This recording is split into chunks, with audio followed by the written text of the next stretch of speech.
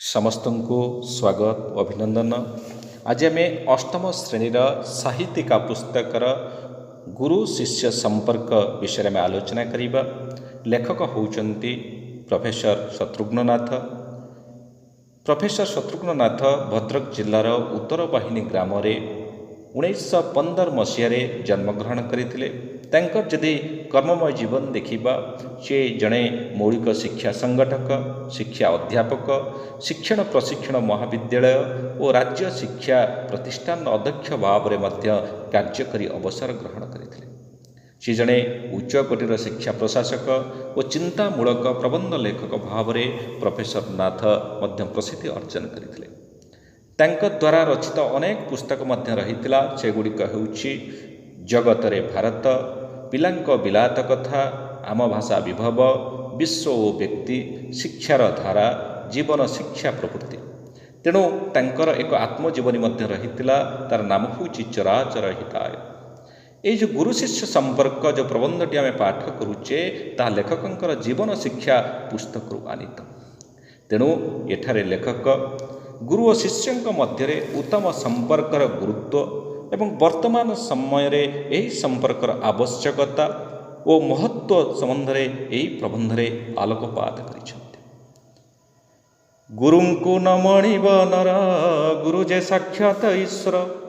ଏହି ଭାବନା, ଏହି ଭାବମୂର୍ତ୍ତି ବସ୍ତୁତ୍ୱ ପୁରାଣ ଯୁଗର। ତେଣୁ ଗୁରୁକୁଳ ଶିକ୍ଷାର ଏହା ପ୍ରାଣ ସ୍ୱରୂପ ରହିଥିଲା। ସେ ଯୁଗରେ ଗୁରୁ ବ୍ରହ୍ମା ଗୁରୁ ବିଷ୍ଣୁ ଗୁରୁଦେବ ମହେଶ୍ୱର ଗୁରୁ ସାକ୍ଷାତ ପରମ ବ୍ରହ୍ମ ତସ୍ମୈ ଶ୍ରୀ ଗୁରୁବେ ନମଃ। ଏହି ଦର୍ଶନରେ ଶିଷ୍ୟମାନେ ଗୁରୁଙ୍କ ପଦରେ ନତମସ୍ତକ ହେଉଥିଲେ। ଏହି ସମ୍ପର୍କ ସାଧନା ଶାଣିତ ରହିଥିଲା, ଜ୍ଞାନଦୀପ୍ତ ରହିଥିଲା ଓ ଜୀବନ ଆଧାରିତ ରହିଥିଲା। କିନ୍ତୁ କର୍ପୂର ଉଡ଼ିଯାଇଛି, ମାତ୍ର କନା ପଡ଼ି ରହିଛି। ଅତୀତକୁ ଉଦ୍ବୋଧଇ ବୃଥା ଭାଳି ଭାଳି। ତେଣୁ ଏଇ ଯେଉଁ କବିତାଟି ମଧୁସୂଦନ ରାଓଙ୍କ ଜୀବନ ଚିନ୍ତା କବିତାରୁ ଉଦ୍ଧୃତ ହୋଇଛି। ତେଣୁ ଅତୀତର ପ୍ରାପ୍ତି ଓ ସୁଖ ସମ୍ପଦ କଥା ଭାବି ହେବା, ମନେ ପକାଇବା ପାଇଁ କବି ଏଠି କହିଛନ୍ତି। ଏହି ବିଷୟରେ କେହି କେହି ବୃଥା ଭାବନା କରିବାକୁ ଇଚ୍ଛା କରନ୍ତି ନାହିଁ। ଏସବୁ ଆଜି ଅବାସ୍ତବ, ଅବାନ୍ତର, ଅପ୍ରାସଙ୍ଗିକ ହୋଇପଡ଼ିଛି। ଅନେକ କହନ୍ତି, କି ଥିଲା ଏ ରାଜ୍ୟ, କି ହୋଇଛି ଆଜି। ସେମାନେ କଳ୍ପନା ବିଳାସୀ।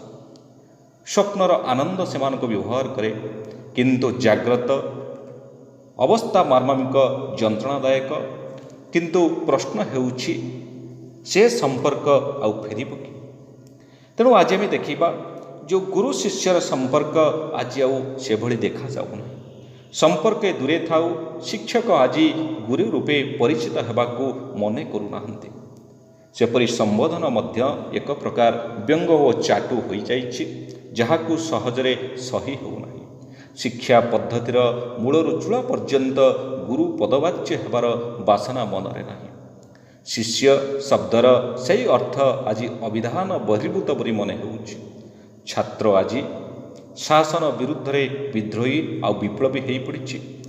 ଶାସନ ସମ୍ଭବତଃ ଅପ୍ରାସଙ୍ଗିକ ଆଉ ପ୍ରଗତିର ପରିପନ୍ଥୀ। ଆମେ ଏଇ ଯେଉଁ ଅନୁଚ୍ଛେଦଟି ପାଠ କଲେ, ସେଥିରେ କିଛି କଠିନ ଶବ୍ଦ ରହିଥିଲା। ସେ ଶବ୍ଦ ଗୁଡ଼ିକର ଅର୍ଥ ଆମେ ଲେଖିନେବା। ଗୁରୁକୁଳ ପ୍ରାଚୀନ ସମୟର ଶିକ୍ଷାନୁଷ୍ଠାନ। ନତ ମସ୍ତକ, ମୁଣ୍ଡ ନୁଆଇବା, ସାଧନା ଶାଣିତ, ସାଧନାରେ ତୀକ୍ଷ୍ଣ ହୁଏ। ଇତିବୃତ୍ତ, ଯାହା ହେଉଛି ଇତିହାସ ବା ପ୍ରାଚୀନ କଥା। ଅପ୍ରାସଙ୍ଗିକ, ବିଷୟ ବହିର୍ଭୂତ। ବିଭୋର, ମୁଗ୍ଧ ହେବା। ମର୍ମାନ୍ତିକ, ଅତ୍ୟନ୍ତ କଷ୍ଟପ୍ରଦ। ଆମେ ଏବେ ଅନ୍ୟ ଅନୁଚ୍ଛେଦ ଉପରକୁ ଯିବା। ଉଦ୍ଦାମ ଓ ଉନ୍ମୁଖ ଶକ୍ତି ଏହି ଶୃଙ୍ଖଳାରେ ଶ୍ୱାସରୁଦ୍ଧ। ତେଣୁ ଏହା ଶିଷ୍ୟର ପ୍ରାଣ ପରିଚାରକ ହେବ କିପରି? ପକ୍ଷାନ୍ତରରେ ଗୁରୁ ଶିଷ୍ୟ ଶବ୍ଦ ଆଜି ଅଭିଧାନରେ ରୂପାନ୍ତରିତ ହୋଇଛି। ସେମାନଙ୍କ ମଧ୍ୟରେ ଶଠତା, ସଂକୀର୍ଣ୍ଣତା, ସ୍ୱାର୍ଥନ୍ଧତା, ହିଂସା, ଅହଙ୍କାର ଆଦି ଆଚରଣରେ ଗୁରୁ ଓ ଶିଷ୍ୟ ଭୂମିକା ଗ୍ରହଣ କରିଛନ୍ତି। କାଳର ଗତିରେ ମୂଲ୍ୟବୋଧର ଅବକ୍ଷୟ ଘଟିଛି। ଏହା ଫଳରେ ରୂପାନ୍ତରୀକରଣ ହୋଇଅଛି। କିନ୍ତୁ ପରିବର୍ତ୍ତିତ ଭୂମିକାରେ ମଧ୍ୟ ମୂଳ ପ୍ରକୃତି ଦୁଇଟି ଦିଗରେ ଅତୁଟ ରହିଛି। ତାହା ହେଉଛି ସମ୍ପର୍କର ଅଭେଦ୍ୟତା, ଅର୍ଥାତ୍ ସେ ଗୁରୁ ଓ ଶିଷ୍ୟ, ଓ ସେ ଶିଷ୍ୟ ସେ ଗୁରୁ। ଏହା ଛଡ଼ା ଦ୍ୱିତୀୟ ଦିଗ ହେଉଛି ଶିକ୍ଷାତ୍ ଇଚ୍ଛେତ୍ ପରାଜୟ। ତେଣୁ ଶିଷ୍ୟଠାରୁ ଗୁରୁ ନିଜର ପରାଜୟ ଇଚ୍ଛା କରିବା ଉଚିତ। ଏହା ହେଉଛି ଆଦର୍ଶ ଗୁରୁର ଅଭିଳାଷ ରହିଥାଏ। ଏହା ସତ୍ତ୍ୱେ ଏ କଥା ସତ୍ୟ ଯେ କୌଣସି ଦେଶର ଗୌରବ ସେ ଦେଶର ଲୋକ ଚରିତ୍ର ଉପରେ ନିର୍ଭର କରେ। ତାଦ୍ୱାରା ଦେଶ ବଳିୟାନ ହୋଇଥାଏ। ଲୋକମାନଙ୍କର ଚରିତ୍ର ଓ ଜୀବନର ଗୁଣ ଶକ୍ତିର ମୁଖ୍ୟ ଉତ୍ସ ଅଟେ। ଜାତିର ଜୟଗାଥାର ମୂଳପିଣ୍ଡ ହେଉଛି ଜୀବନ। ଅଥଚ ଏହି ଜୀବନର ନିର୍ମାଣ ଆମମାନଙ୍କର ବିଦ୍ୟାଳୟରେ କରାଯାଏ। ଜୀବନ ପ୍ରଭାବିତ ହୁଏ। ଜୀବନ ସୌଧର ମୂଳଭିତ୍ତି ବିଦ୍ୟାଳୟରେ ପଡ଼ିଥାଏ। ଚରିତ୍ର ଗଠନ ସେଠୁ ବିଧିବଦ୍ଧ ଭାବରେ ହୋଇଥାଏ। ପୁଣି ଶିକ୍ଷକ ହୁଅନ୍ତି ବିଦ୍ୟାଳୟ। ଶିକ୍ଷାୟତନକୁ ସତ୍ୟ, ଶିବ ଓ ସୁନ୍ଦର କରିବାରେ ଶିକ୍ଷକ ହିଁ ମୁଖ୍ୟତଃ ଦାୟୀ। ଏହି ନୀତି ସିନା ଗୁରୁକୁଳର ଶିକ୍ଷାକୁ ପରିଚାଳିତ କରୁଥିଲା, କିନ୍ତୁ ଆଜିର ଜଟିଳ ସମାଜରେ ତାହାର ଆବଶ୍ୟକତା ଆଉ ନାହିଁ। ତେଣୁ ଶିକ୍ଷକଙ୍କ ଗୁରୁତ୍ୱ ସମ୍ବନ୍ଧରେ କୁହାଯାଏ ଯେ ପିତାମାତା ଜନ୍ମ ଦିଅନ୍ତି, ଜନ୍ମଦାତା ସମ୍ପର୍କରେ ତାଙ୍କର କର୍ତ୍ତବ୍ୟ ଏତିକି ମାତ୍ର, ଘାତକ ଖଣ୍ଡରେ ପ୍ରାଣ ନିଅନ୍ତି ଓ ତାଙ୍କ କାର୍ଯ୍ୟ ସେତିକିରେ ସରେ। କିନ୍ତୁ ଆମେ ଦେଖିବା ଶିକ୍ଷକଙ୍କ ଶିକ୍ଷା ହେଉଛି ଚିରନ୍ତନ। ଜୀବନବ୍ୟାପୀ କୋଟି କୋଟି ପ୍ରାଣକୁ ଶିକ୍ଷକ ପ୍ରଭାବିତ କରନ୍ତି। ତାଙ୍କର ଜୀବନ ହେଉଛି ଅନନ୍ତ। ଏହା କେବେ ସରିବ କିଏ କହିବ? ଏହା ହେଉଛି କାଳାତୀତ ଓ ଏହା କାଳଲିପିକୁ ମଧ୍ୟ ପ୍ରଭାବିତ କରିଥାଏ। ଏହି କାଳଜୟୀ ପ୍ରଭାବ ବିଷୟରେ ଶିକ୍ଷାୟତନର ସଚେତନତା ଏକାନ୍ତ ଆବଶ୍ୟକ। ଏହାର ଜ୍ୟୋତି ଚିର ଯୋଜ୍ଜଲ୍ୟମାନ। ଦୀପରୁ ଦୀପ ଜଳି ଜଳି ଯାଏ। ଏହା କିନ୍ତୁ କ୍ଷୀଣ ନୁହେଁ, ବରଂ ନିଜେ ଜଳି ଜଳି ଯାଇଥାଏ।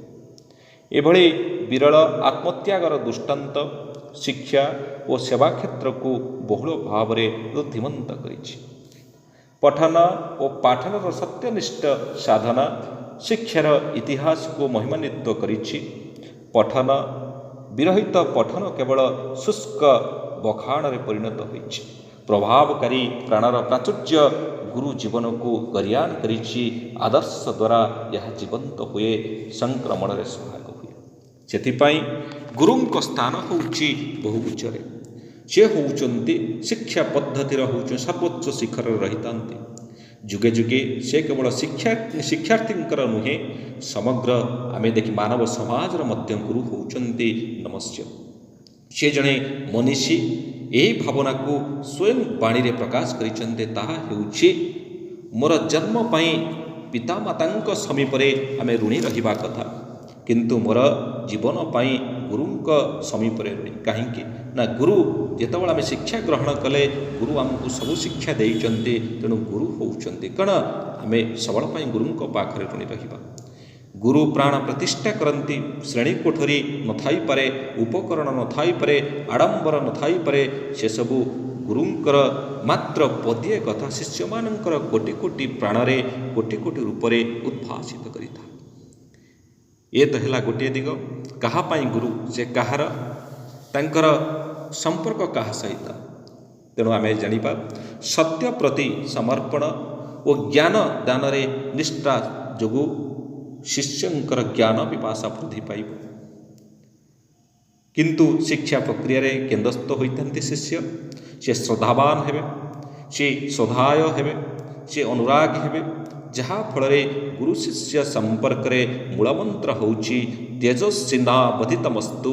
ତେଜସ୍ୱିନାବଧିତମସ୍ତୁ ହେଉଛି, ଏହା ହେଉଛି କଠୋପନିଷଦର ଅନ୍ତର୍ଗତ ହେଉଛି ଏକ ପାଠ।